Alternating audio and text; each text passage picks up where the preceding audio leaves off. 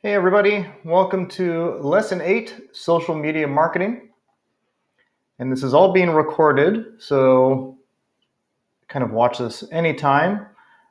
But what I want to do first is just kind of take us through the agenda of what we're going to be talking about today. So we're going to be doing a recap of what we talked about last week. We're going to talk about social media networks, social listening, social engagement, and then I'm going to let you guys do the in-class quiz. That will be open for you and ready to do. So we'll devote the last, let's say 15 minutes of class for that in-class quiz. Okay, the learning objectives for this week's class. My aim is to explain social media networks' role in digital marketing, identify different social media channels, explain social listening and also monitoring, and then I'll also explain social media engagement. These are very important terms, and it makes the difference between a company who's good, not only at kind of actioning signals that come in via social media to kind of really participate in good customer service, but also really exemplify what social media is made for, to create that conversation between the person who manages the social media account for a business or even the business itself with their customers. And, it could start that kind of back and forth dialogue. Remember, digital is a two-way conversation rather than traditional media, which is just basically a megaphone and you're kind of speaking outward and nobody can talk back. So social listening and social engagement are really good tools to have that conversation. And it's very much like a regular conversation, as we will talk about a little later on. Okay. As for a recap, before we get into recapping last week's lesson, let's recap the quiz from last week. So here are the stats. Yet again, you guys did great. 81% on last week's quiz. You guys are nailing these quizzes. Fantastic. Let's look at the various questions.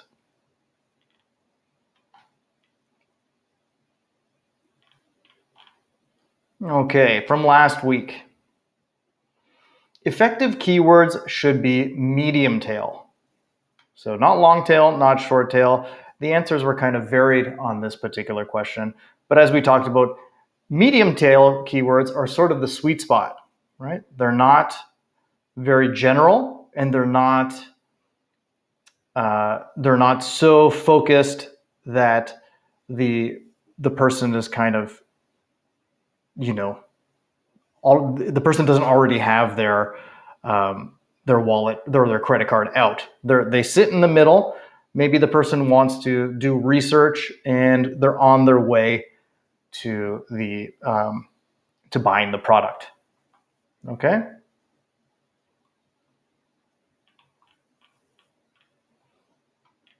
Okay, which of the following describes pillar content?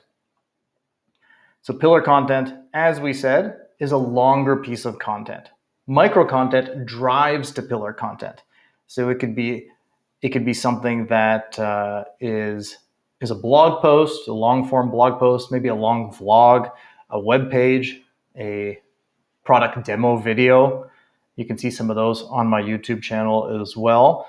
A Q&A, this can be quite long, a podcast or an ebook, right? As I said, conversely, micro content is potentially a snippet of this. It can be repurposed content. It's every one of the other options here. Micro content is repurposed. It's usually short form. It's usually snackable and shareable. And many times it's linking to these things, providing a little bit of a preview, like a trailer for a movie. And it provides kind of a gateway to larger content. So everybody got this right. So fantastic. Congratulations there. Which of the following is incorrect about a CMS? So it's correct that it is a content management system software, right? It could be either software you install or in the cloud Typically, things nowadays are all in the cloud. It is used to create and publish digital content. Yep.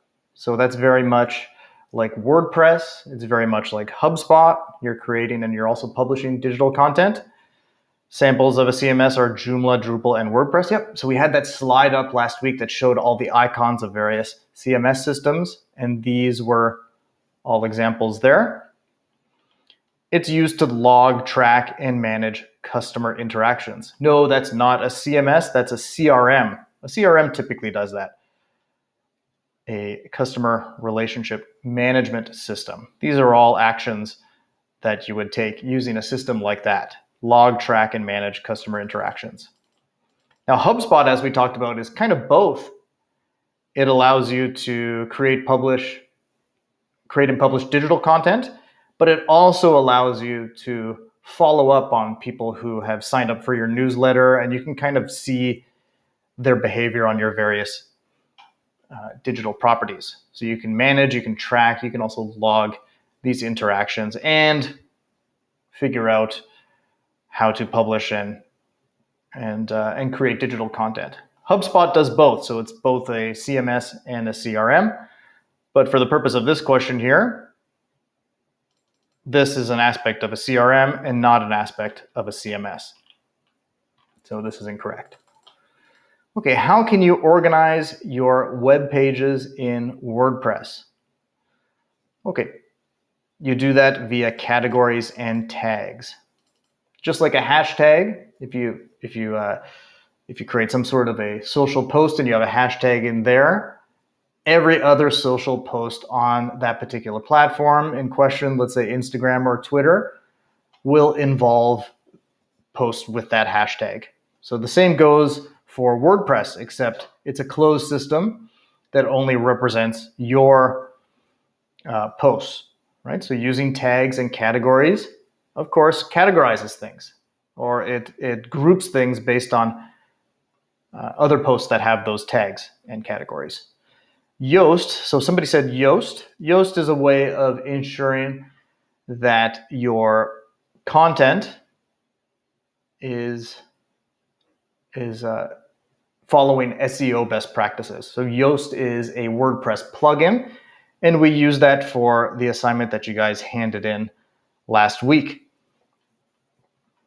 Okay, so that's not a way of categorizing web pages in WordPress, but it's a way of ensuring that you're following SEO best practices. Here we go. What is the main benefit of using Yoast? It helps optimize web pages for better SEO, right? This is just basically expanding on SEO. It helps optimize web pages for better search engine results. That's true. So somebody said here, it improves website structure and architect. No, it is part of a CMS and CRM. In this case, it is if you install the plugin. It's a part of the WordPress CMS, but it's optional. So it's not kind of a part of it natively. It formats web pages for better readability. Sort of. It's not its main function, though. Its main function is this one, which is why it's the correct answer of question 5. Okay, which of the following is not web page analytics? Okay, number of views. Yes, you could see number of views on something like HubSpot Analytics or Google Analytics or any of the other platforms out there. This is a very common metric. Average time on page, another very common metric on the analytics platforms out there. Bounce rate is a common one. If somebody got to your piece of content and instead of going anywhere, going to any other web page, they just kind of bounced, they left, that would indicate that the bounce rate is 100%.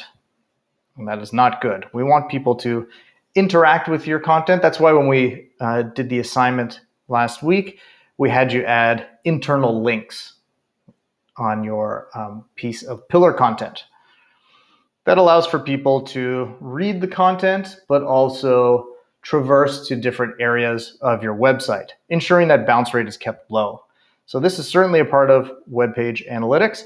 Number of retweets is not necessarily something that is a part of web page analytics. It is something that's a part of analytics, right? You could have analytics on Twitter, for example, but retweets is not something you find on a web page. That's the difference here. And when we talk about web page analytics, we're talking about an analytics platform that is installed on a website. Okay, this is one we covered quite a bit. So this is one that goes over an SEO best practice and also kind of an accessibility best practice. Okay, so alt text it's not a search keyword, it's not a content page description or a meta description. These things are totally different from the intention of alt text. Alt text is an image description. So it describes what the user, what the image is to the user. Okay. Oh, here we go. Here's an example of bounce rate. So this is going to be reiterating what I already said about bounce rate. So what is the bounce rate? The percentage of visitors who navigate away from the site after viewing only one page, right? So if it's 100%, it means everybody who went to the website, let's say they landed on the article, let's say your piece of pillar content, and then they just left the website. Okay, that number would decrease if some of those people went to other pages on your site. Okay, which tags will be displayed on the Google search results page? The SERP, S-E-R-P, search engine results page. The title tag and meta description tag. Yep, that's correct. So again, we go to my website here, and if we look at the page source, we've got here's the title tag, and the description tag is here, meta name equals description. There's the other thing that will appear in search. Now let's verify that that's correct. Sorry, we just go here. So there's the title, and here's the meta description. Both of these things appear on search. Most people got that correct. The keyword tags are things that you can also add to the site code to help with search engine optimization. They just don't appear on the search engine results page. So that keywords, this would be incorrect. So with this and this. Which of the following will not improve your search engine results page ranking? Include high quality and high resolution images on the page. Repeat search keywords in the content. Improve navigation for easy access. Optimize website loading speed. So these things are all a part of content marketing, and content marketing kind of orbits SEO. The more content you have, the more keywords you can add. The more keywords that you have, the more likely people are to search things related to those keywords, especially if you add keywords to your content that is an answer typically to someone's search query. And this is an anticipated search query based on research that you're doing, right? So we can anticipate a customer persona, and through that, we should be able to infer what they would likely be searching for. So our keywords, again, would be answers to this, and we'll have a key phrase, which could be our title and should also be included in our description. So all of these things will improve your search engine results page ranking. This one here, including high quality images on the page, this is not necessarily something that would help your ranking in the search engine. Okay.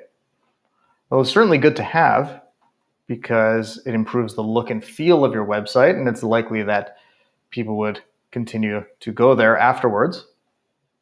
But in terms of ranking in search, that's not really part of it. Okay, very good. Let's go back here and we'll recap last week's content on content marketing. Okay.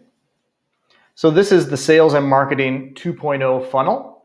Now the Sales and Marketing 2.0 funnel, also known as the digital marketing funnel, is a model that illustrates the customer journey from the moment they become aware of a product or service to the point of conversion. Okay, let me make this a little bigger.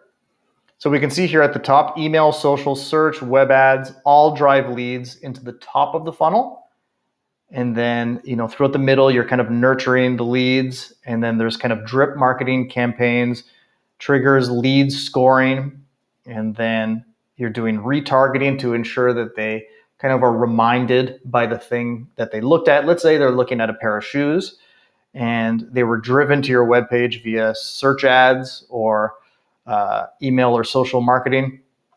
If they're interested in something, let's say even they add it to their cart, right? You can nurture those leads by advertising back to those people. So if somebody looked at a product and then they bailed from a website, that would be less of a propensity to buy that particular product if you compare the person who added the product to their cart and then they left. That person has a higher propensity to buy the product, so they would be considered a cart abandoner. So you would nurture those leads and identify those different types of people, and they would kind of move up in terms of scoring, right? You'd score the person who added the product to their cart a little bit higher than the person who just viewed the product, right? So maybe you would bid more in something like Google Ads or even Facebook if they viewed the product or they added the product to their cart. Here we go. Well-qualified leads are funneled to sales or websites for conversion. So if they convert, this is good because now they're considered a past purchaser. And what we want to do is we want to optimize our marketing efforts and even our content marketing efforts for like people. So people who have kind of a similar behavior set to those who have already converted. So it's important to know how these people kind of traverse around your website, but this is usually the last step in your sales and marketing funnel. We kind of do analysis after somebody converted. Okay. Whoops.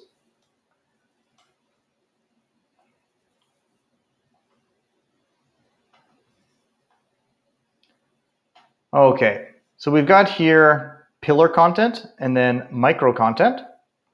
And we can see all of these things here, all of these various channels, whether it be social, podcasts, or email marketing. They even have webinars here, right? These could be things that are drivers to your pillar content. All right, so pillar content and micro content are two important components of content marketing. And as we talked about, these can help businesses reach their target audience. But I think more importantly, it can help businesses increase engagement. Okay, let's talk about it just a little bit more. We'll kind of elaborate a bit more of what I mean by pillar content. So pillar content is high quality, long form content that serves as the foundation for a content marketing strategy. It typically covers a broad topic related to a business or even a business's industry or niche, and it provides in-depth information and insights that are valuable to the target audience.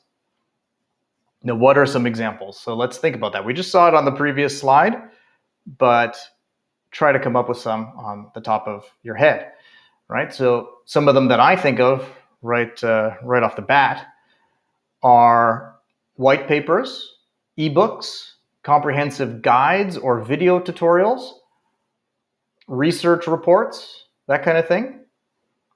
So if I create a video that is 2 hours long, an example of micro content could be chopping up that video into smaller segments and including it almost like a preview of the larger form content.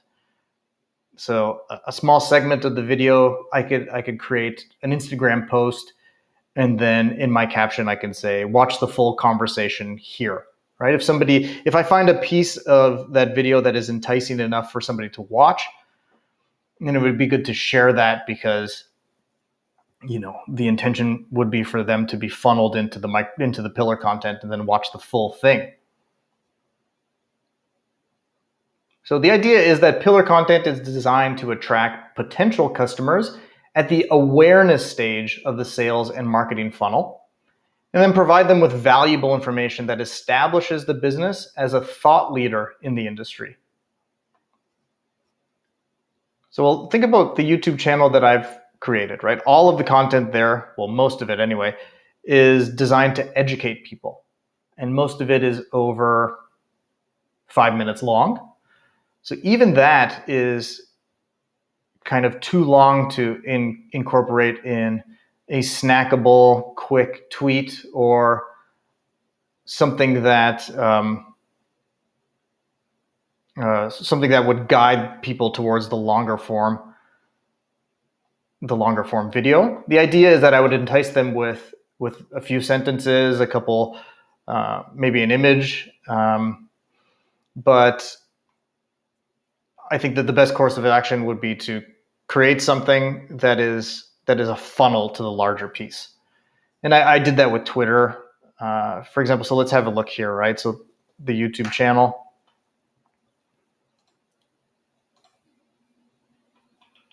For this one, I made this video here, ChatGPT equals conscious. So then I went to Twitter.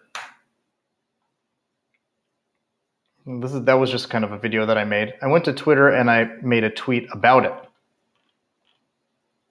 And it says here, uncover the truth behind artificial intelligence and if it has the ability for consciousness. And then I put a link to the video.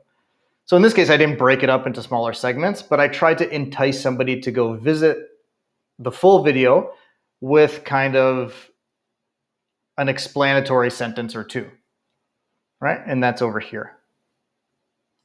Then I added some hashtags and stuff like that. So it kind of appears with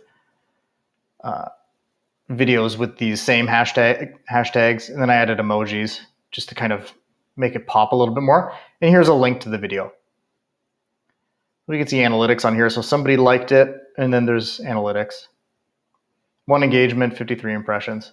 Not too impressive, but this was just a way of showing you guys the micro content that leads to the greater pillar content.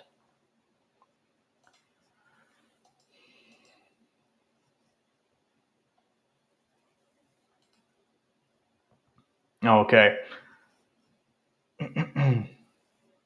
So just to reiterate, pillar content is content that provides a complete answer to any question a user may be searching for on a given topic. I always like to show this as an example, right? So how do we create blog posts that are centered around what somebody is likely searching for? So watch this. So that's the Leaside Music School, right? If I go here and I type in Leaside Music School, just the name of the school, we can see other relevant searches here. If I can find the one that I'm looking for.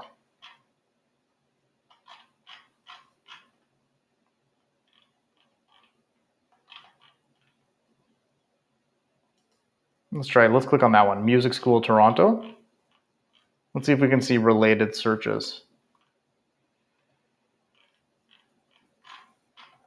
Music school near me, Toronto Arts Academy. Yeah, that sort of thing. There was a search that I came across a while ago, and it said best age to start taking music lessons. And I found it in a similar way. So I was just searching for keywords that I thought, key phrases that I thought the customer persona would likely be searching for. And one of the related search key phrases was not the one that I typed in, of course. It was what age would be appropriate for somebody to start taking music lessons. Now, given that question, I created a blog post that was an answer to that question. Have a look at this blog post here. The title of it is flipped around to be a key phrase that is an answer to that question. So discover the best ages to start taking music lessons. Right? So this preview section on this website is almost akin to, I would say it is. It's akin to creating micro content to the larger piece, right? You can see here, read more, and then it goes to the larger piece of blog content here. So this helps answer that question. So again, pillar content is content that provides a complete answer to any question a user may be searching for on a given topic. It's specifically designed to provide value for the reader and also to rank highly in the search engines. In search engines, I should say. The pillar content is focused upon the keyword phrase you want to own as a business. Very good. Now, of course, micro content, just to expand, is bite-sized information that supports or even promotes the pillar content. Micro content ensures a steady stream of original, real-time, and snackable content sandwiched between your content heavy hitters. It's meant to be super shareable and trackable. Exceptional micro content allows you to not only contribute to an ongoing and engaging conversation, it helps you own it, moving you closer to achieving your marketing and sales goals. Right. So it's designed to be highly engaging, and it can help businesses increase their reach and engagement on social media platforms. It's typically used to promote pillar content, provide quick tips, insights, or valuable information that is relevant to the target audience. Okay? Some points of each pillar content and micro content that I've already covered. Oh, this is one I haven't said before. Hold on. Micro content can be quotes, data or stats, illustrations, photos, images, infographics, memes, tips, GIFs, not GIFs, diagrams, charts, and video snippets.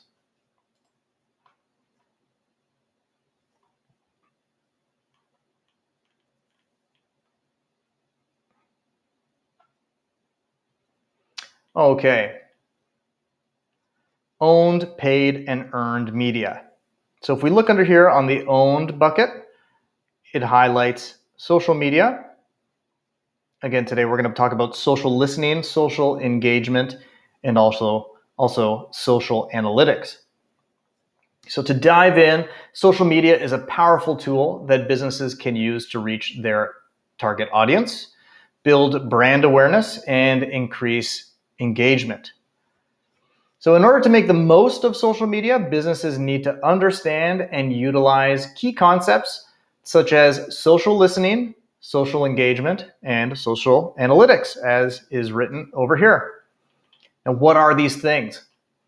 Social listening refers to the practice of monitoring social media platforms for mentions of a business, its products or services, and even its competitors.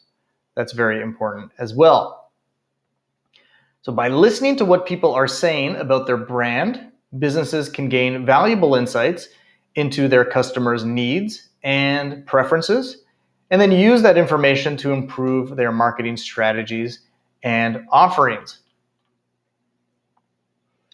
Now, what about social engagement? Social engagement refers to the practice of interacting with users on social media platforms, such as responding to comments, answering questions, and engaging in conversations. Now, there's a piece of software that I used recently, and I installed it, and then I got a notification on the platform that I installed it on, and I kind of had a question about whether the software would cater to the question that was being asked of me. And I thought, how am I going to get this answer? It seems so complex, this thing that I'm being asked here. that it would take me forever to find out what the answer is. If I did a simple Google search, it would take me forever. So what I did was I noticed that the founder of the company who made the software is actually very active on LinkedIn. So I went on one of his posts and I asked him a very simple question. Within minutes, first he liked my post, and then I thought, oh, okay, I guess he's just liking it. That's fine. But no, within minutes after liking it, I guess this was sort of a way of telling himself, or even telling me, hey, I saw this. I'm going to answer it in a few moments. And he did. A few moments after liking it, he then provided me with a very detailed response to my question. And then I said, thank you very much. And there it was. It was a very positive interaction, and social engagement was done here to a T. Instead of having me kind of struggle through, finding the answer on Google search or some other search engine, or even on Reddit or a giant knowledge base where people are only half answering my question and I have to infer the rest, I got complete certainty by going right to the founder of the company and having him answer my question. So again, very good example of social engagement. So this is a way that he is kind of building a relationship with me, the customer. And to be honest, he's increasing my engagement and loyalty to the software platform. He added me and followed me on LinkedIn. I did the same as well. And this is a very good tactic from a social media perspective. From a customer service perspective, I really do appreciate this sort of thing. Now imagine the reverse, right? Imagine you're paying a lot of money, or heck, you're just using something for free. It doesn't even really matter. The fact is, you're using a piece of software or some sort of a service, and you reach out to the company or even to the community that is supposed to be servicing this particular product, and they are not helpful. What would you think? This would be an example of a company not listening to their customers and consequently not engaging with their customers if they had a concern. This would not be a good example of, this would be a good example of bad customer service. And this would actually kind of ruin your relationship with the company and maybe would damage your loyalty to the company as well. Okay, the third thing we have on the list here is social analytics. So social analytics refers to the practice of analyzing data from social media platforms in order to gain insights into audience behavior, preferences, and trends. Okay, by tracking metrics such as engagement rates, reach, and impressions, businesses can measure the effectiveness of their social media marketing campaigns and make data-driven decisions about their marketing strategies. Check this out.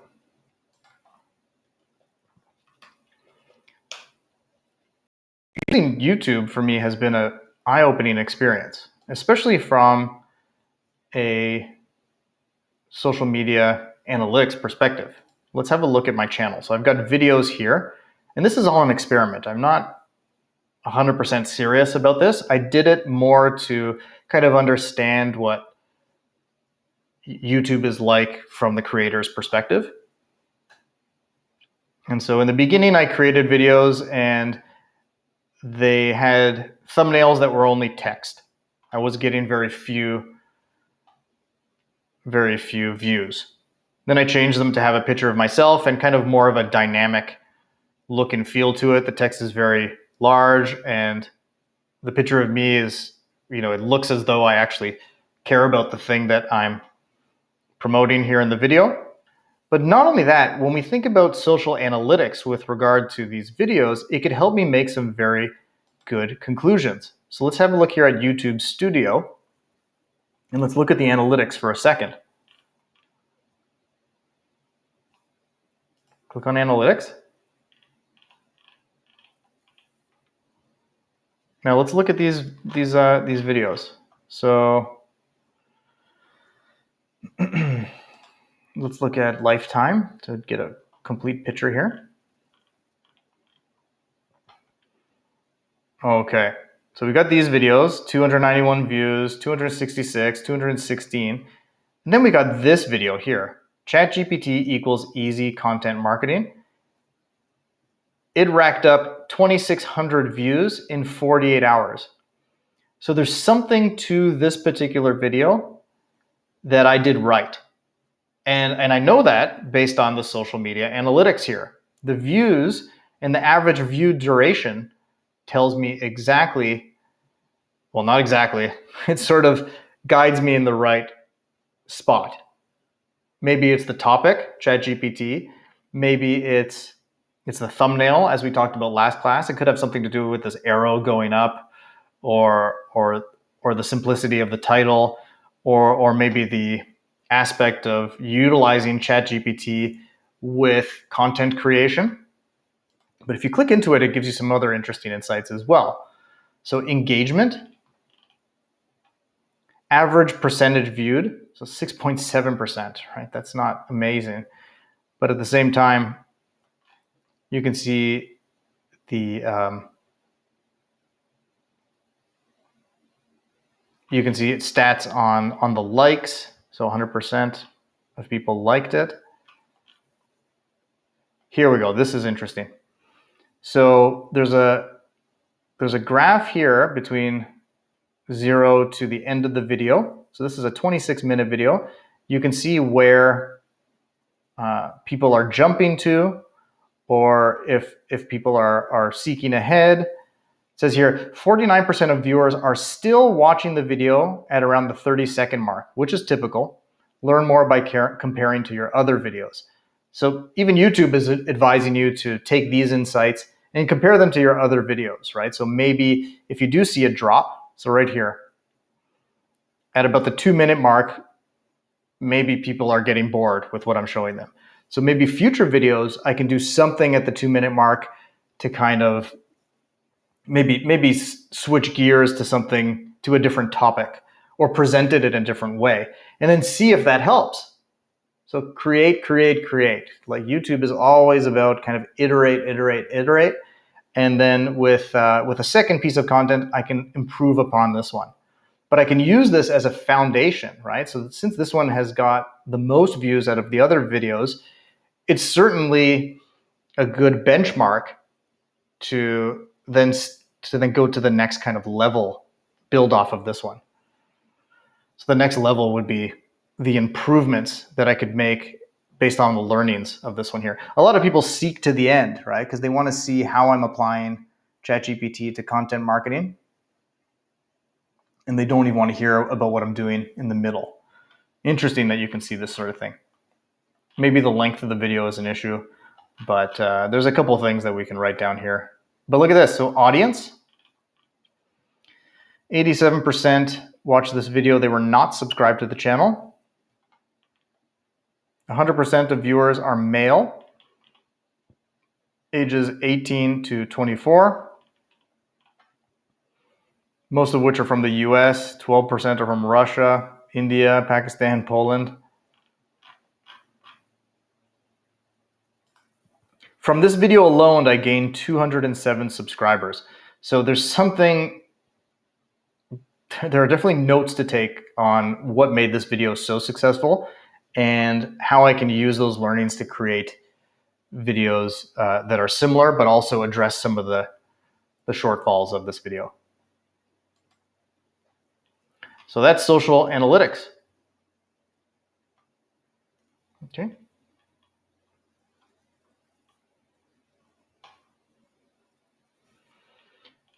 Okay, here we go. It's not just about how many digital platforms you can name. Let's look at all of these. It's about understanding where your audience can be found. What social platforms are they using? So again, while it's important to have a good understanding of all of these platforms available for businesses to use, it's even more important to understand where your target audience can be found and which platforms they are most active on. Right, so as I showed, the people watching my video are males between the ages of, I think it was 18 to 25. Let's just verify super quick. Hang on to that information in your mind. We're going to look at various different stats soon. Oops. Go to YouTube Studio.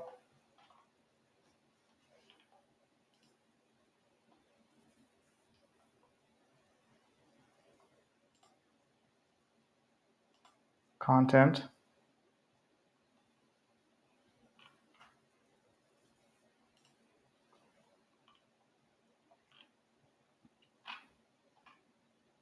Okay, where was that? Audience. Okay, 18 to 24 years old, male. Okay, let's remember that. 18 to 24 years old, male. Okay, where was I? It's about understanding where your audience can be found. Right, and where are they most active on? So different digital platforms have different demographics and user behaviors. So it's important to conduct research to identify which platforms are most popular with your target audience. So let's say I wanted to cater to my target audience, males between 18 and 25.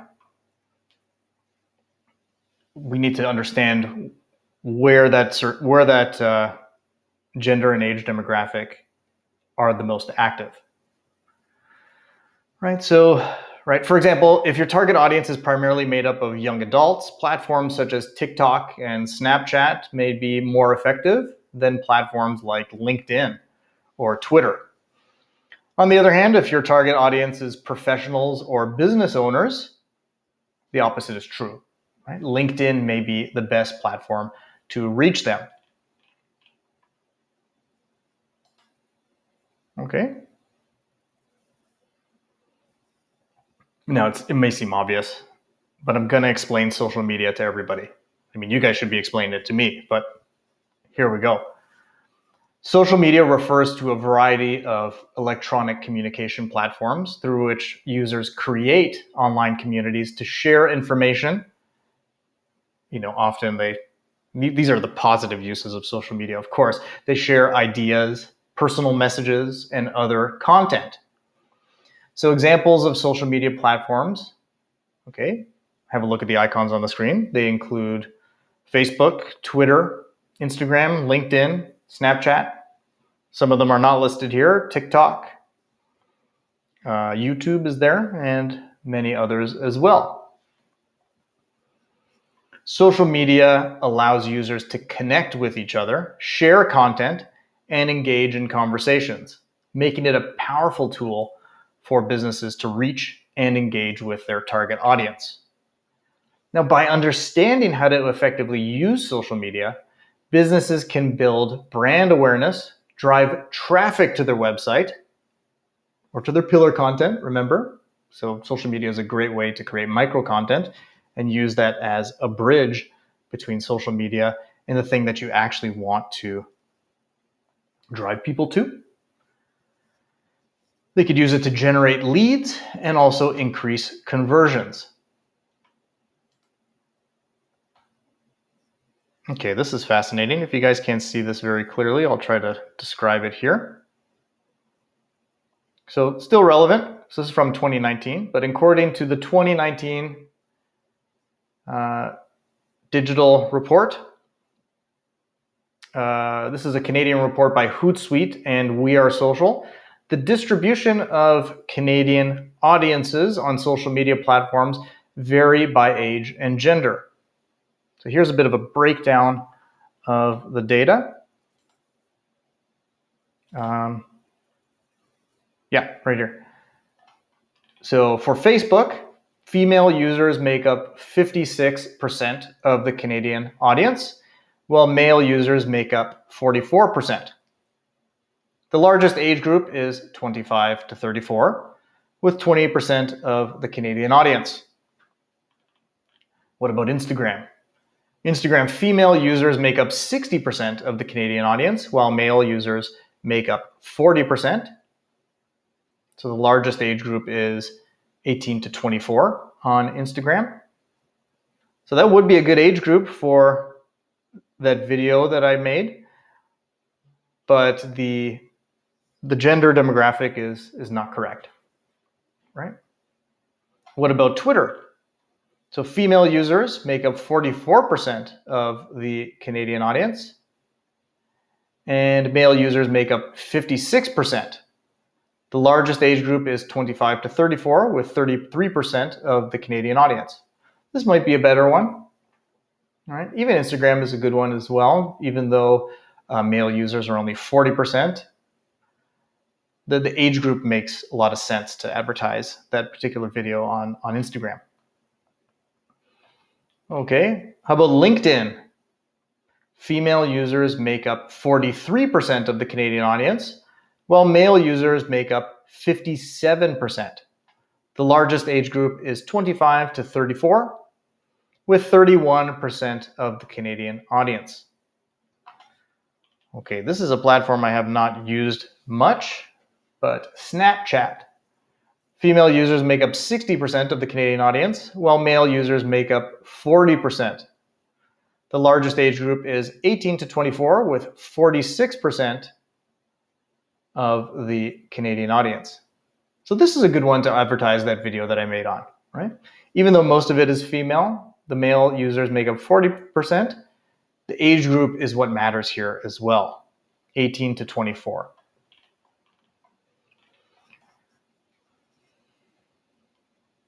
Okay.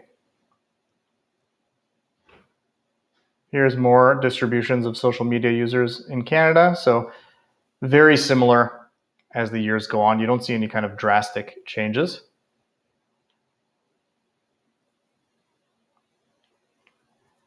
You can see actually the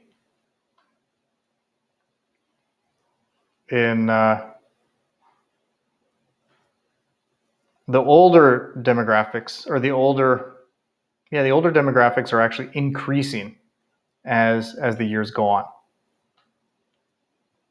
You can see here 25 to 34 between 2019 and 2021 has gone down, whereas between 45 to 65 plus, it has actually increased. Okay. Percentage of internet users accessing selected social media platforms in Canada as of May 2018. That's a little out of date by gender. You can see Facebook,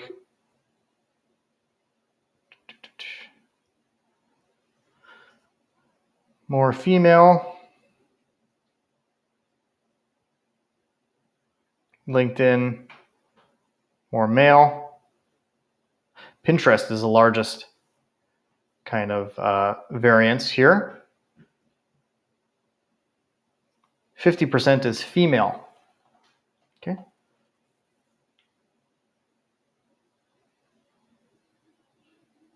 April 2020, Pinterest is still 55% female.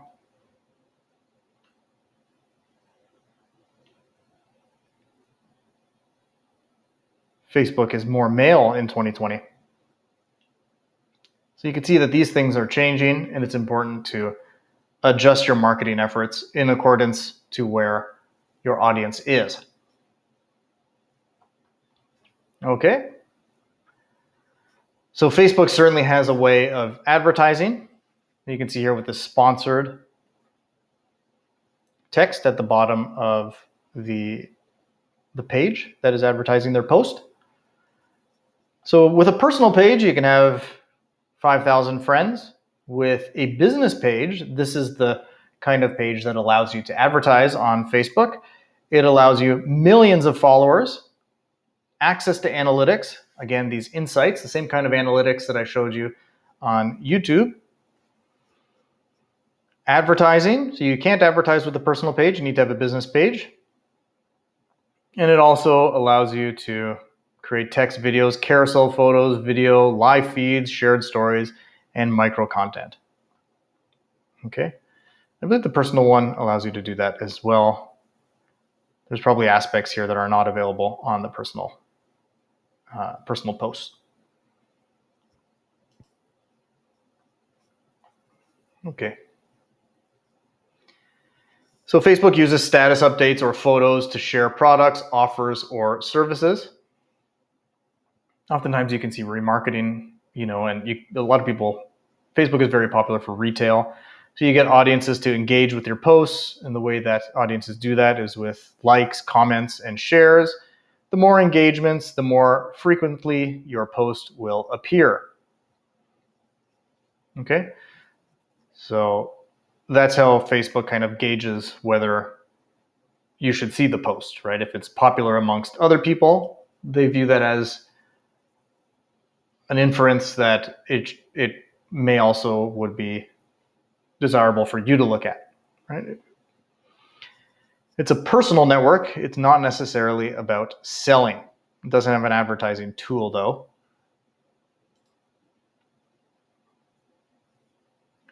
Okay, share of Facebook users in Canada as of August 2019 by age group.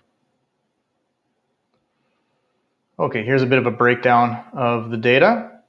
So between the ages of 13 and 17, this is 1.7% of people. But then it sort of shoots up between the ages of 18 and 24.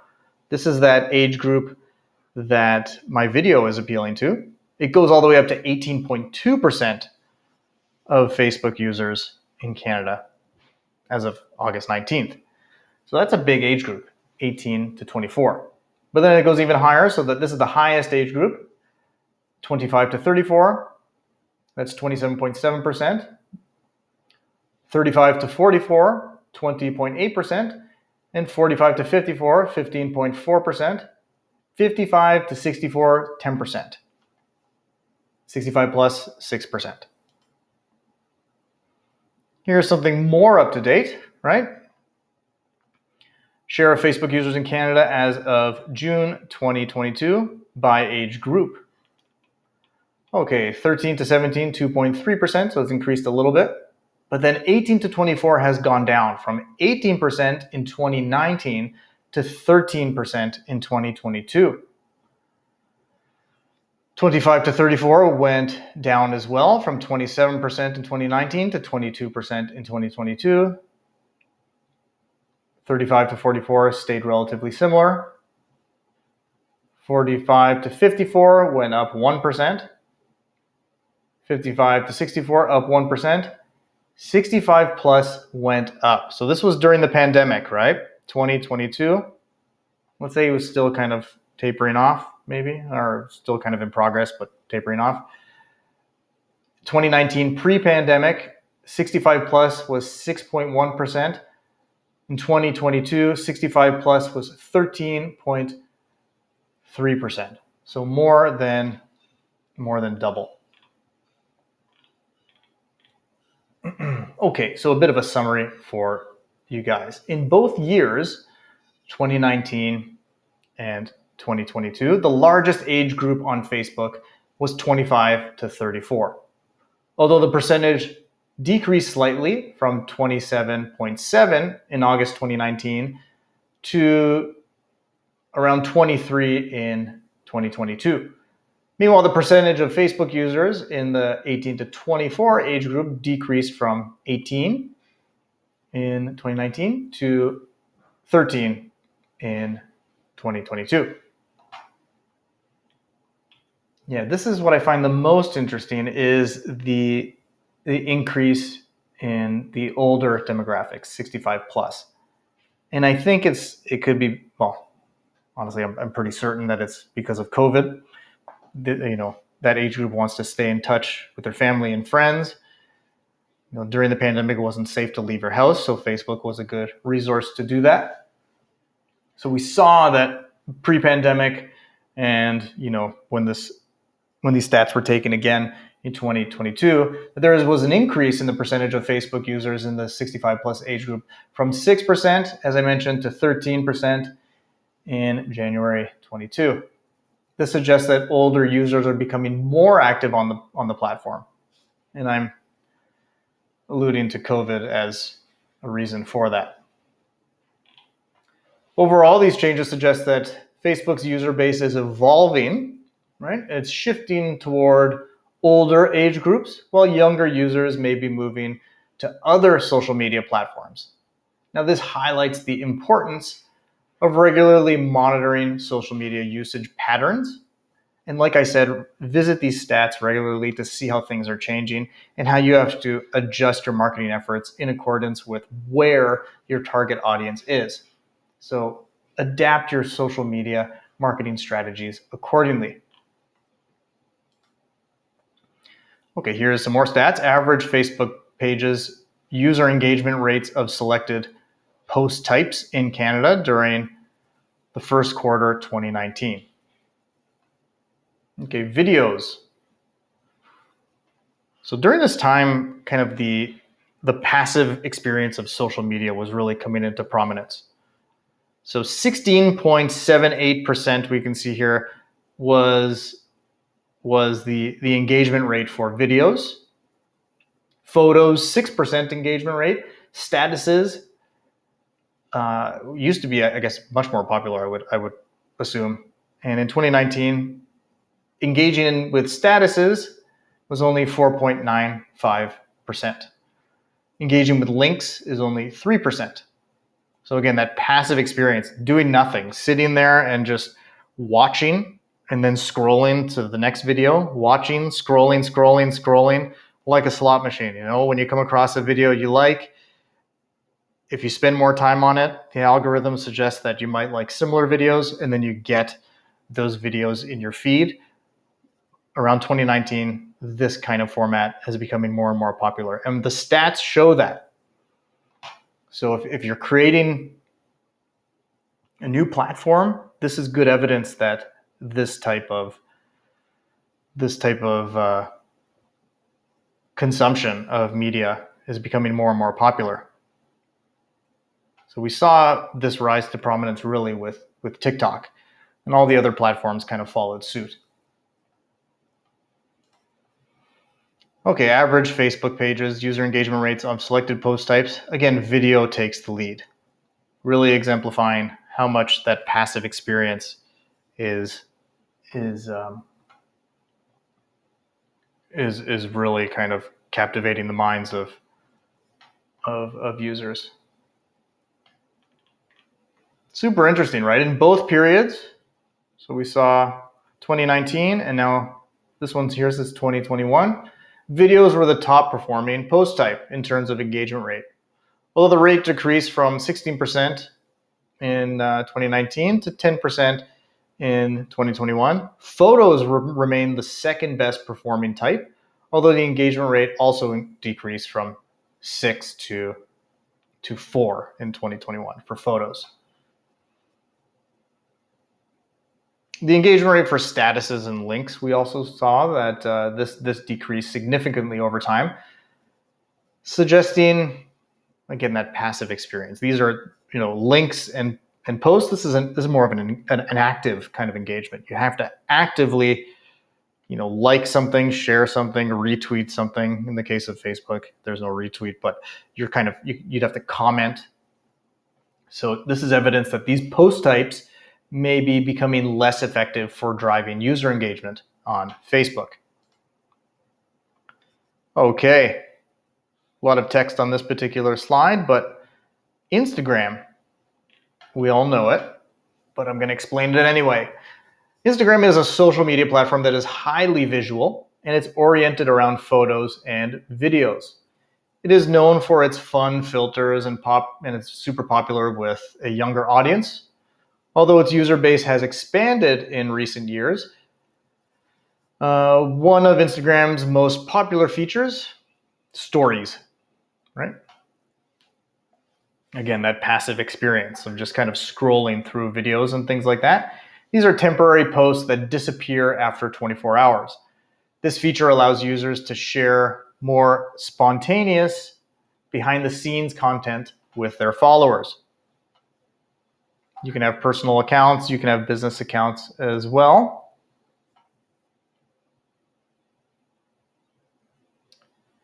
Instagram offers, as I said, personal and business accounts. Now with the latter, the business account providing additional features very similar to Facebook, such as access to analytics and the ability to run ads. All right, so here are some stats on the Instagram platform, who's using it, and same with regard to the stats that we looked at on Facebook. These are age groups, right? So share of users of Instagram in Canada as of August 2019 by age group. So 13 to 17, that's 57% of the platform. 18 to 24, 78% of the platform. 25 to 34, 58% of the platform. 35 to 44, 35% of the platform. 45 to 54, 20% of the platform. And 55 plus is only 9% of the platform. Now, then we'll look at 2022 and we'll see how those have changed, if at all. But in terms of these numbers here in 2019, these suggest that Instagram is particularly popular among younger age groups, with the majority of users falling in the 18 to 24 age range. So that video that I wanted to advertise, or that video that I made, it said that these are the people who are watching my video. So if I wanted to advertise it, Instagram might be a good spot.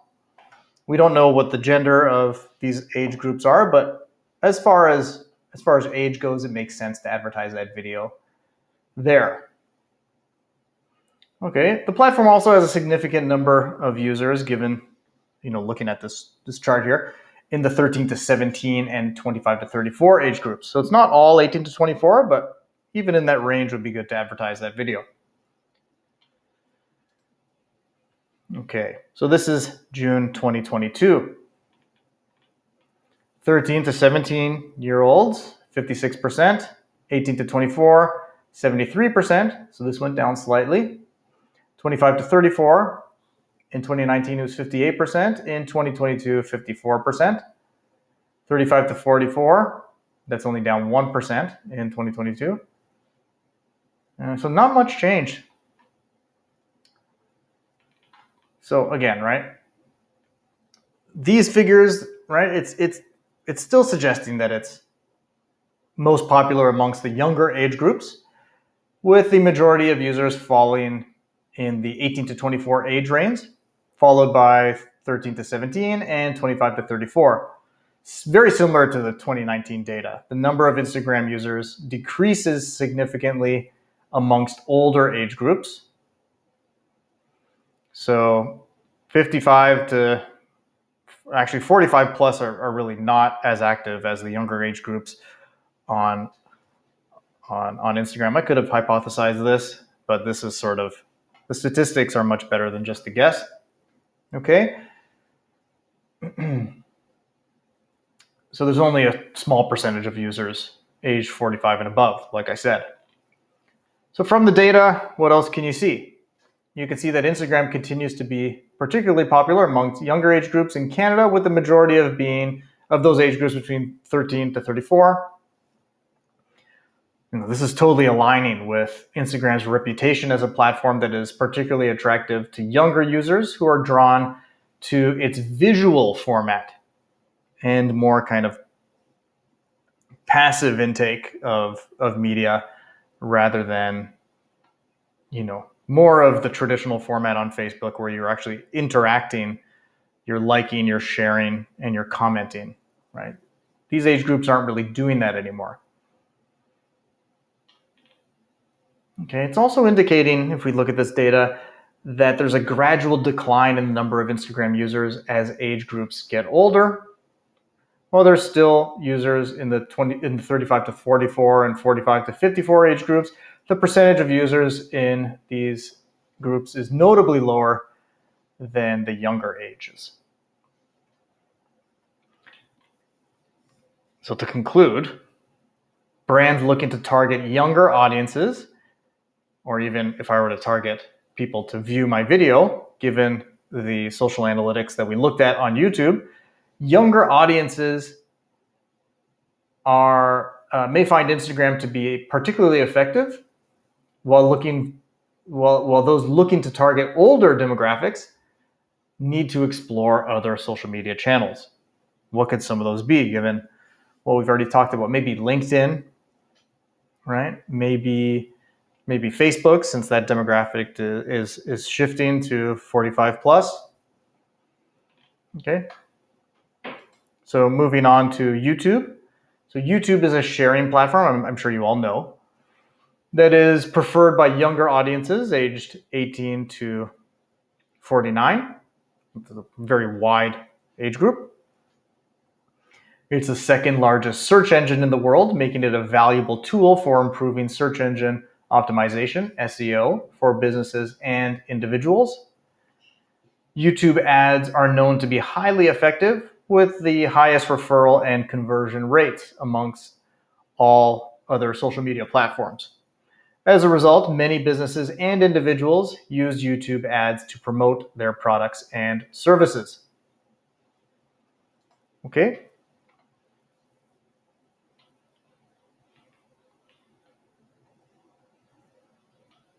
So YouTube is sort of a very engaging and also a very shareable platform. And like I said, it helps with search engine ranking, and it has some of the same tools that the business level social media sites that we talked about also have: Instagram and Facebook. YouTube, you can conduct advertising on it, and typically it's better designed for longer form content, for informing and educating an audience. Twitter. This is also one you will know of, but again, I have to give a definition for it. So it's a microblogging platform where users can share short messages known as tweets up to 280 characters. In the beginning, it was 140. Along with photos, videos, and GIF animations. Remember, it's GIF, not GIF. It is known for being a source of the latest news and trending topics, with users able to follow and engage with accounts of interest. Ads in the news stream, trending topics, and you can promote your profile. So there is an ad component to this as well. Heavily used for social customer service. Yes. So there have been a few times where I've reached out to a business and I've asked for something, and they've responded via DM and helped me out. But again, there are businesses that don't participate in social listening and social engagement, and they give me the opposite experience, where I reach out and then it just sits there and nobody answers. That is something that is also memorable, and it may not help my loyalty to the product. It may not help my opinion of the product as well. There's nothing like good customer service. It's very, very valuable.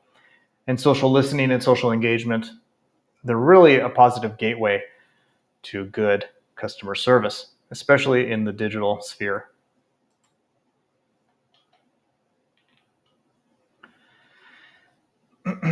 Okay, so kind of the aim of Twitter, click-through rate, super important. And the way to do that is, sharing stats, sharing quotes, or even asking questions. Inside a tweet, you can also include photos, polls, GIFs, or even short form videos. Really good for micro content, as I showed. I had that tweet that was linking to my longer form video. Now, some tools that you can use with Twitter is hashtags. So this is like categories and tags in WordPress. So this is a tool to group your tweet and also to reach a wider audience, right? So if other people use the same hashtag, you're a part of that group. And if somebody is searching for a particular hashtag, or if they click into it, they can see everybody who has used it. Often part of customer service channels, as I've said. Yeah, Pinterest. This is one I have not used very much. One or two times, I think maybe a meme has linked there, but it's not a social channel that I frequent. But those of you who know it, awesome. Those of you who don't, this is another one that I'm going to explain. Pinterest is a social media platform that allows users to discover and save ideas on thematic pin boards. Okay, it is used by both individuals and businesses to create and share visual content relating to their interests and also products. Pins on Pinterest have a longer lifespan compared to other social media posts, as they can be discovered and saved by users long after they are initially posted. This makes it a great tool for businesses and even individuals to promote their products or services. It's also a really good SEO tool, so it can help build SEO, as pins and boards can be optimized with keywords and even key phrases that are kind of an answer to a question or a visual response to what we think our target persona is searching for on Google or other search engines. And you can optimize your pins and your boards with keywords, and you can link those boards to a website, driving traffic to that site. So again, very good for micro content. Snapchat, again, like this is not a platform I use, so I'm going to sound super boomer as I did when I explained Pinterest. Not one that I use, but maybe there's a reason for that. So this is designed for the younger market. Super popular among younger audiences, it's known for its unique feature of disappearing posts after 24 hours, which encourages users to share more frequently and even spontaneously. Okay, it's sort of again part of that real-time system where people don't have to do much when they take in the platform. They just have to kind of be a passive observer, so it's easier to use. Snapchat has faced some competition in recent years from other platforms such as Instagram, even TikTok, but it continues to innovate and stay relevant, particularly in the realm of filters and things like that. Augmented reality, as it's called, AR, which allows users to add fun and innovative effects to their snaps. Okay, the ads on Snapchat, these are in the story area in the Discover feed. Okay, LinkedIn. So this is one that I'm on, and this is kind of a B2B channel, but also really good for professional networking. It's a hub for basically employers to post job openings and for job seekers to search for new career opportunities. It's basically a resume social network, and it's also a way for you to showcase the kind of identity you're putting out there as far as your professional self goes. In addition to its role in recruitment, LinkedIn is also really good for lead gen. So again, that B2B aspect.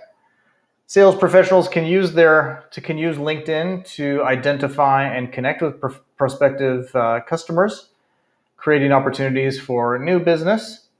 LinkedIn also provides opportunities for individuals to build their personal brand and establish themselves as thought leaders. Again, back to that phrase of being a thought leader. So people can establish themselves as being a thought leader in their industry using LinkedIn. Have a look on your LinkedIn. If you don't have one, create one, and look out for people who are using the platform for that kind of thing. They're really putting themselves out there as somebody who's knowledgeable in a specific field of expertise or in their industry, or somebody who is putting out content, or somebody who is trying to educate others on the platform. So users can share their insights and expertise through posts, through articles, which can help, as I said, attract new business opportunities and even job offers.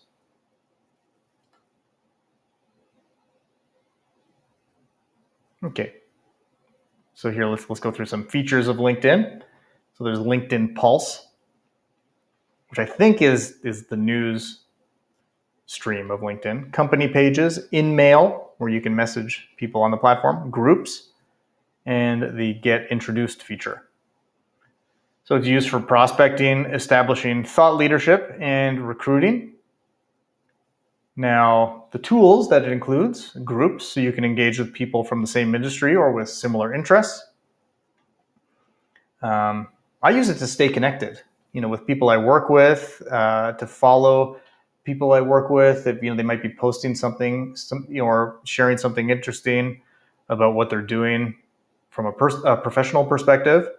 So people are kind of like micro thought leaders in that regard, and it's from my perspective super interesting to follow people. It's really positive to help your professional brand and follow others who are also trying to accelerate their professional brand. And LinkedIn, it's the opposite of a personal network. It's a professional network. And again, if people are looking for a job, or if people who are looking to create the digital professional version of themselves out there on the net, it's good to help people develop. And also people do the same for you. So it's a great kind of back and forth positive network in that regard. So if you don't have a LinkedIn, create one. Check out my LinkedIn if you want to see kind of how I'm using it. But you can see that I've created we can go to it and have a look if you like. Oops. Not that link, this one, LinkedIn.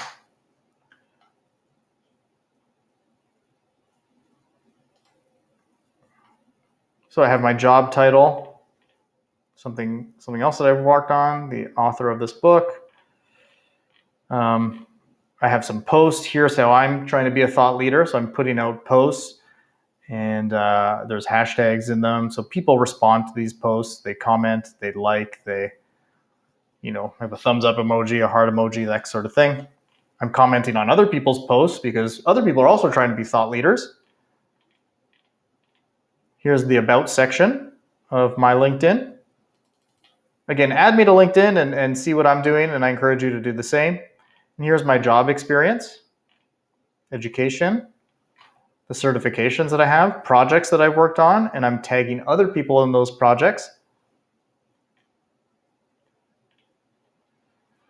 Sort of a quid pro quo, I scratch your back, you scratch my back kind of network, really. You're sort of promoting other people, you're lifting them up, you're standing on their shoulders, they're standing on your shoulders. It's a very positive network that I like a lot.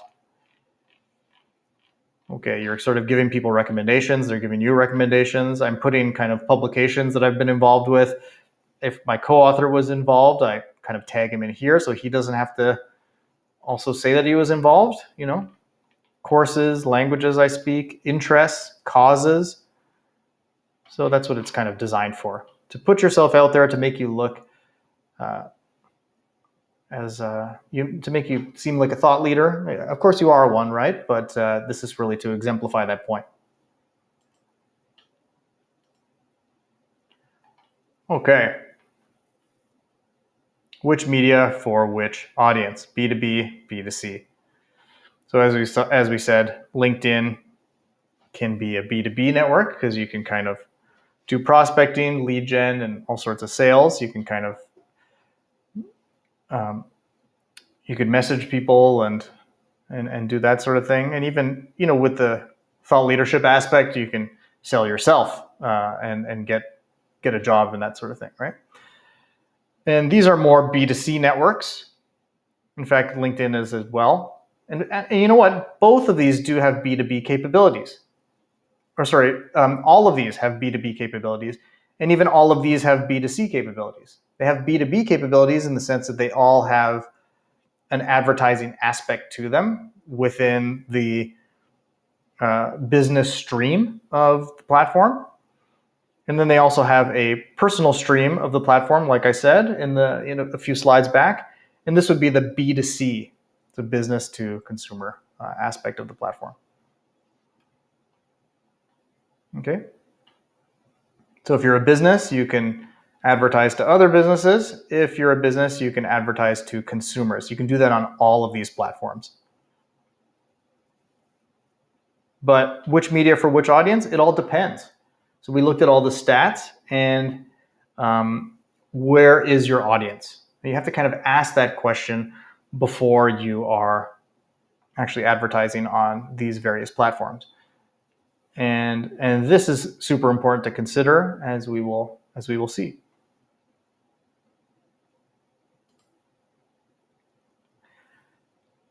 B to H, business to human. Reach people where they natively are. Instagram, Facebook, and Twitter are mainly business to consumer. However, they can be used as B2B as their audience is naturally engaging on these platforms. Yep, that's what I said earlier. What are the official social media chat forms? What are the official social media platforms or channels for these two brands? How is each channel used differently? So if we go to these, you can see that these channels are used by these companies very differently, right? So let's go to Facebook for Tim Hortons. Let's see if they are practicing social listening and social engagement. If their customers are complaining about something or they're complimenting something, is Tim Hortons responding back in social media? Let's have a look. So they're using social media here. They're using a Facebook post as a bit of a quiz, right? You've shared which donuts you want back, but how about Timbits? Which of these classics would you like to make a triumphant return? Okay, good use. Let's see if anybody is sort of abusing this or utilizing it for what it's worth.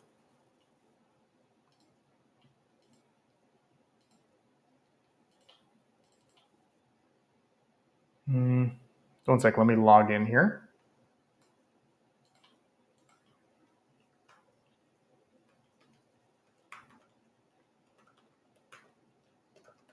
One second.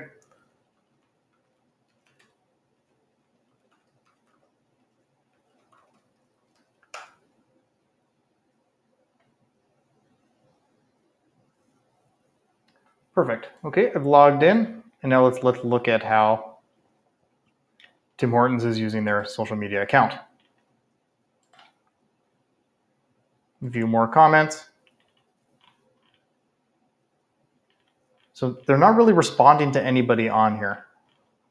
People are interacting with the post, but they're not really getting anything in return.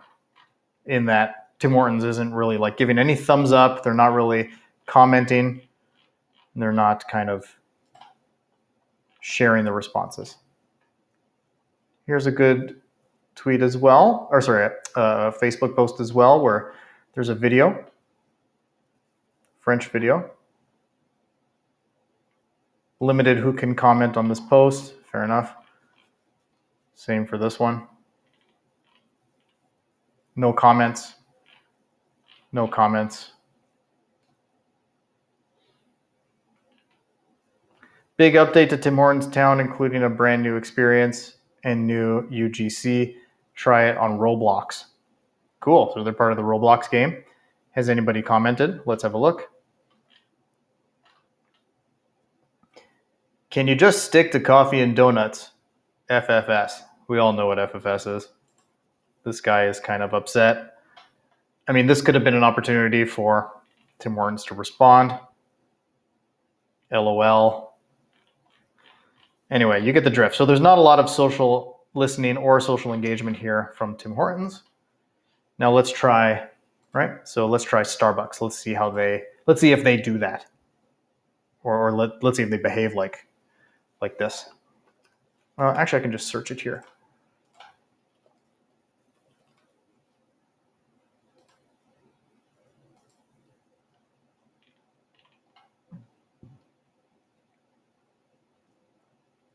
Color us content. New frozen pineapple, passion fruit, lemonade. Okay, so they're talking about their various drinks. Look at this already. I tried mango dragon fruit, my favorite refresher today. Disappointing because it was half melted within a few minutes. And I forgot to order without lemonade. So sad. Starbucks. Hello, Debbie. We are sorry to hear that you don't love the new drinks as much as we do. Rest assured, this is intentional. Blending without the Frappuccino base allows the real fruit and tropical flavors to shine through without making the beverage too sweet. separation is expected with this beverage. We recommend giving the cup a swirl because this drink includes real pieces of fruit, few puree, and lemonade. Some separation is normal. We understand your concern and we'll be happy to see how we can help. To get started, can you please provide us a private message with a photo of your receipt? Thanks. So good customer service, right? So this individual was not too happy about the service she received or the product she received in this case, and Tim Hortons wants to make it better. Who knows? They might provide her with a gift card or a voucher for another go at this dragon fruit drink. They want to retain the customer. They want to maintain customer loyalty here. They don't want to damage the relationship between the customer and the brand. So immediately we saw social listening and social engagement at play here. I didn't even have to go through the various posts. It was on the first post. So very different than the Tim Hortons example. Okay.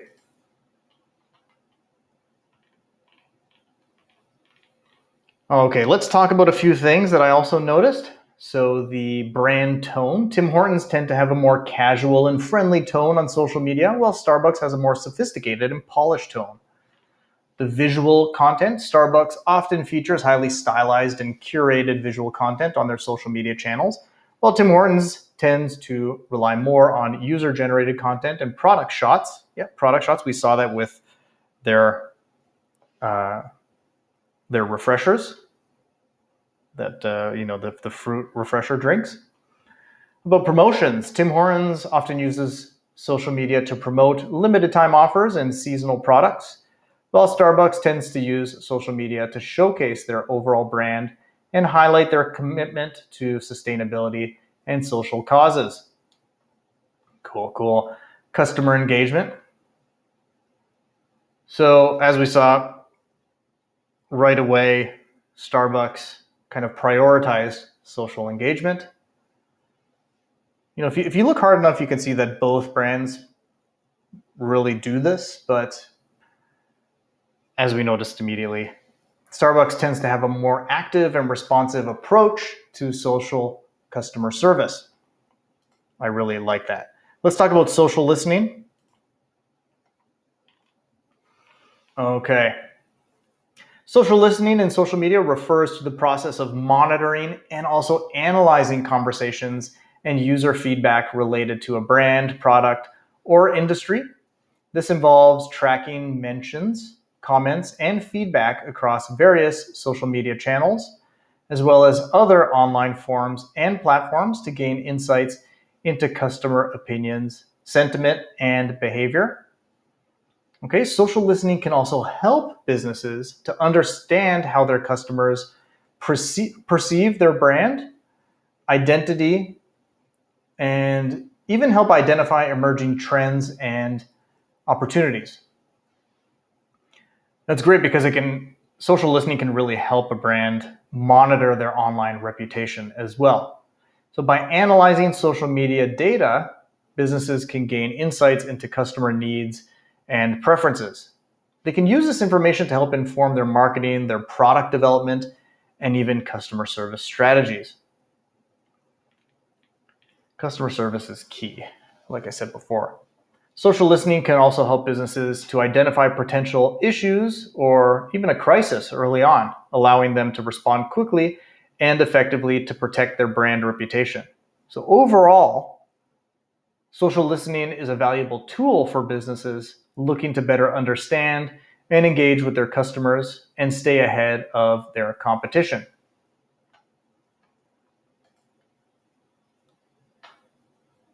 Check this out. So the volume of conversation, how many mentions you received. So if you're doing social listening, it's important to kind of not only respond, but in the same way that you're in a conversation and you do a lot of listening, you don't always need to be every good conversation, as this image says, starts with good listening, right? So listening is also observing. So how many mentions did you receive, right? Listen first and then respond. What's your rate of engagement? How many likes, tweets, or shares did you receive? Take this in, analyze it, and then respond. What's the share of voice? Compare your brand's voice and total industry related. Sentiment analysis. When you put out a post on social media, is it negative or is it positive? What are your customers? How are they behaving? All right. When you're listening, what's the tone? What's the behavior from your customers? Competitor metrics, share of voice, frequency, and engagements. When we looked at those two brands, how did they compare? Now there are social listening tools available: Google Alerts, Hashtagify, Social Mention, TweetDeck. All of these are great for social listening. Well, HubSpot does this as well. So when we go into HubSpot, there's a monitoring feature, and you can see all the times we're mentioned, anytime that somebody retweeted, anytime there was a new follower or an interaction or a conversation. HubSpot ingests this information and then shares it in the platform for you, right? So we have example tweets on the platform, and you can go check that out in the HubSpot account. So as we saw, what are people saying about these brands? Okay. Now, I think it's very fair to say that many customers associate Tim Hortons with Canadian culture and identity, and they also view it as a beloved institution in Canada. I think that's very true. Some customers express maybe dissatisfaction with the quality of food and beverages at Tim Hortons, particularly in comparison with maybe other coffee chains. What about Starbucks? Starbucks is not uniquely Canadian, so of course that's different. They're often associated with a more upscale and sophisticated image, and many customers appreciate the high quality products and overall experience. Now, some customers, maybe they'll criticize Starbucks for being too expensive and potentially elitist, and view it as a symbol of gentrification and maybe even corporate culture. But Starbucks has been very vocal about its commitment to sustainability and other social causes, which has generated a lot of positive sentiment, I would assume.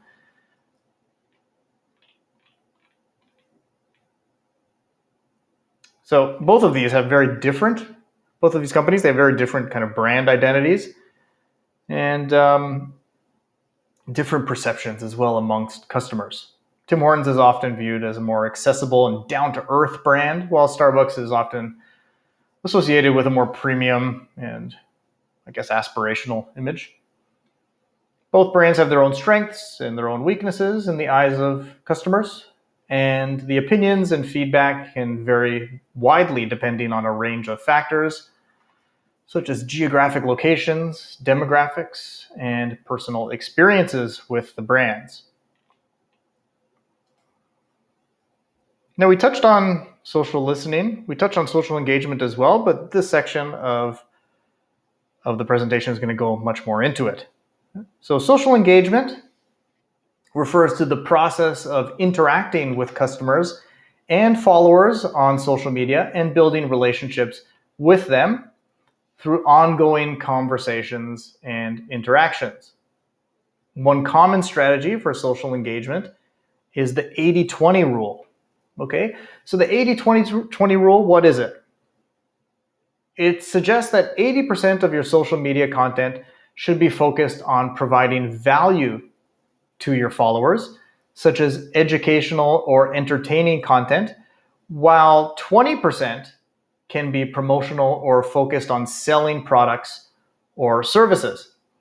This approach ensures that your social media presence is not overly self-promotional or spammy, and instead prioritizes delivering value to your audience. Check out the other side of the slide here, the rule of thirds.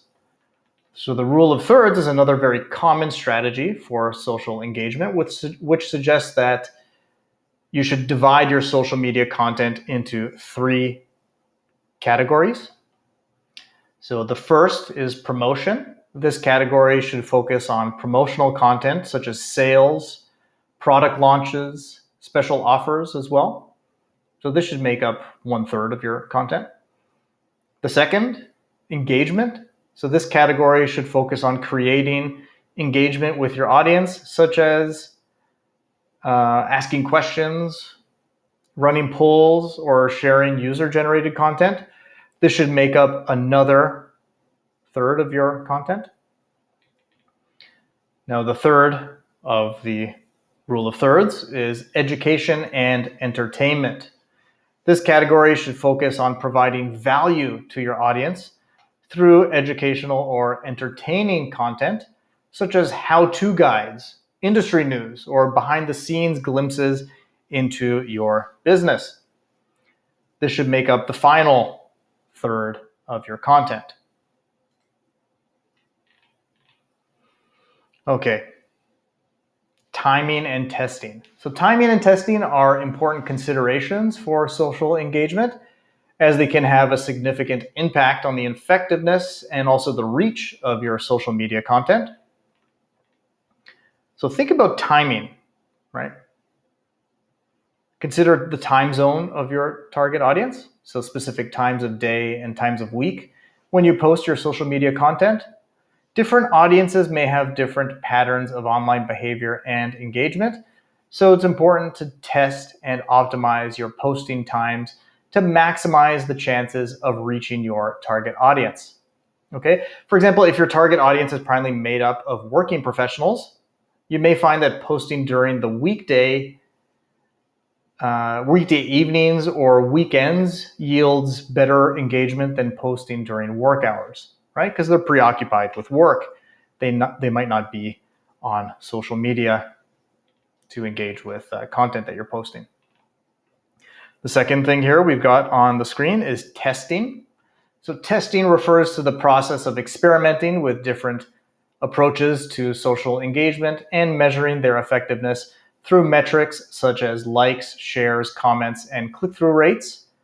By testing different approaches to content creation, posting times, and even engagement strategies, you can identify what works best for your audience and refine your social media strategy accordingly. I'm sort of doing this with my YouTube channel. I'm trying different content, and I'm trying different thumbnails and different titles and different, text and different poses and things like that in my thumbnails. And I'm seeing what works, what sticks, what yields the most views. And then again, based on the one that is most popular in terms of views, that's my new benchmark, or that's my new baseline to build off of. I will go from there, I'll recreate that, and then I'll iterate from there. So let's talk about some testing strategies for social engagement. A/B testing, this involves creating multiple versions of a social media post and testing them against each other to determine which version performs better. Tracking metrics, that's another strategy. By monitoring metrics such as engagement rates, click-through rates, and even conversion rates, you can gain insight into what type of content and engagement strategies are resonating with your audience. So we looked at the YouTube Studio metrics, and we saw kind of where people are dropping off in my content, right? Maybe I could do something there with the next piece of content to prevent that drop off from happening again, because that could be a commonality. Focus groups and surveys. So that's another testing strategy. Conducting surveys or focus groups with your target audience can provide valuable feedback on what they want to see from your social media content and engagement. Okay, cool. This is actually pretty neat and super useful. This is called a content calendar. So a content calendar is an important tool for businesses and organizations that are looking to develop and execute a strategic content marketing plan. And there are a few reasons as to why a content calendar is important. Now, the first is consistency. By planning and also scheduling your content in advance, you can ensure that you are consistently publishing high quality content on a regular basis. This helps to build trust with your audience and also establish your brand as a reliable source of information and expertise. Efficiency, that's another aspect that's important to consider. So by planning your content in advance, you can streamline your content creation process and avoid last-minute scrambling to come up with ideas or create content. Right? We could schedule content related to Mother's Day or Father's Day or any kind of holiday that would be kind of timely or relevant to the calendar year. Right? So this kind of ensures that everything is, remains high quality and also well executed. Alignment with business goals. So a content calendar can help you align your content with your broader business goal or business goals, and marketing objectives. So by identifying key themes, topics, and campaigns in advance, you can ensure that your content is super focused on driving business outcomes, such as generating leads, building brand awareness, and of course, the ever popular driving sales. Okay. Collaboration, that's another aspect that really orbits the content calendar. The content calendar can facilitate collaboration between different teams and even stakeholders involved in your content marketing efforts. So by providing a shared roadmap for content creation, a content calendar is a really good way to help ensure that everyone is on the same page and kind of working towards the same goal. Have a look here. So a content calendar determines what content will be posted for the campaign in a specific order. It also determines where the content will be posted and when the content will be posted. So the posting schedule for the campaign is also determined inside the content calendar. Here's a social media post, and this is an example of a good post. You can see they're doing less selling in the post and more engaging. So this is a good post because it has a good headline, it's grabbing your attention, it's piquing your curiosity, your emotion, and maybe even, establishing a sense of urgency. So it's got hashtags, that's important. So, it allows you to categorize your posts, increase its visibility. It's got a call to action to a larger content page, or maybe it's linking to a piece of pillar content. It's tagging or mentioning other people at whatever. And it's got emojis. So this helps increase interactions. Okay. So what else makes a good social media post, right? It should be relevant. Your post should be relevant to your target audience and provide them with valuable information, entertainment, or even inspiration, right? Consider one, the tone. So your post should reflect your brand's tone and voice and be appropriate for the platform and an audience you are targeting. Two, it should be authentic. Your post should be authentic and reflect your brand's values and, of course, your brand's personality. Three, it should be engaging. Your post should be designed to encourage engagement. Now, think about the engagement with your target audience. If you know your audience, how can you design it so your audience wants to engage with your post? Maybe you should ask a question, start a conversation, or encourage people to share their own experience. Tim Hortons did this, right? What's your favorite donut? We asked that before, but now we're going to change it. What's your favorite Timbit? So people kind of were encouraged to share their own experience, not only to share their favorite donut, but like, why is that their favorite donut?